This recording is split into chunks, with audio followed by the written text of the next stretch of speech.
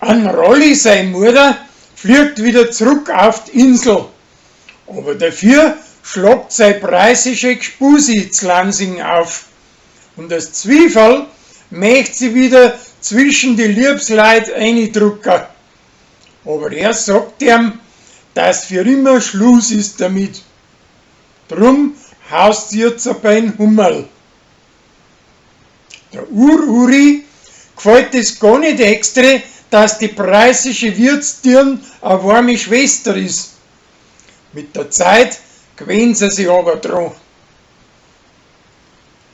Weil ein Flori sein Gspusi zum Lachen an Köher geht, wett der Korbi mit ihm, dass er's mit einem Witz zum Lachen bringt. Die Wett verspielt er aber.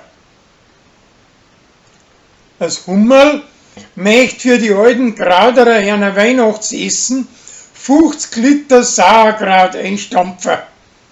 Sein Alter und die Landweiber helfen ihm dabei und ihnen Haxen nehmen sie als Krautstampfer. Die Uschi möchte, dass Zara bei ihrer preisischen Tochter seinen Purzeltag an Hans Wursten spielt. Dabei möchte aber die Kleine viel lieber ein kreisliches Monster und das kriegt sie nachher da.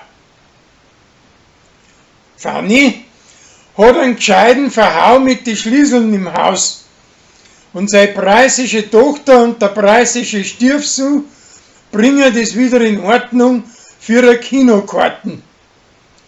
Da dabei finden sie auch den Schlüssel zu den Kosten, wo die Uri seine Weihnachtsgeschenke versteckt. Sie kommt aber dahinter. Der Josie, seine Mutter, sagt ihr, dass sein Vater in Indien haust. Drum möchte sie mit ihr da umfliegen und ihm suchen. Die Rosi möchte für den Christkindlmarkt einen Territori spendieren. Aber der Sascha ist im Gemeinderat dagegen, weil das ausschaut, als wäre eine hinterfotzige Reklame für die verlorene Brauerei.